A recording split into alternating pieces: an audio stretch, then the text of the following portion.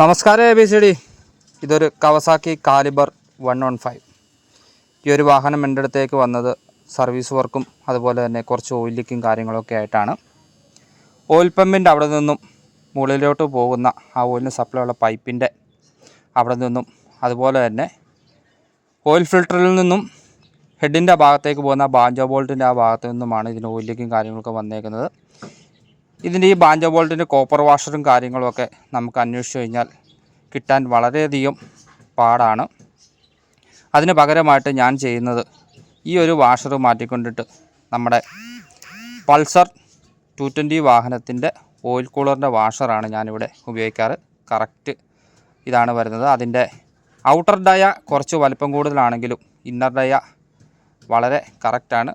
വേറെ കുഴപ്പമോ കാര്യങ്ങളോ ഒന്നുമില്ല. കറക്റ്റ് ഫിറ്റിംഗ് ആണ് വരുന്നത്. വേറെ ഓയിൽ ലീക്ക് കാര്യങ്ങളോ ഒന്നും വരാറില്ല. ഞാൻ സ്ഥിരമായിട്ട് ഈ ഒരു വാഷറാണ് ഇതിനിവിടെ ഓയിൽ ലീക്ക് കാര്യങ്ങളൊക്കെ വരുമ്പോഴത്തേക്കിനും ഉപയോഗിക്കുന്നത്. അതിൻ്റെ പാർട്ട് നമ്പർ വന്നിട്ട് ഈ കാണുന്നതാണ് DK 10-12-37. ഒരു പാക്കറ്റിൽ 5 വാഷർ വരുന്നുണ്ട്. ഈ വാഷർ കാര്യങ്ങളൊക്കെ എല്ലാവർക്കും കാണാം. കറക്റ്റ് ഫിറ്റിംഗ് ആണ്. Thank you ABCD.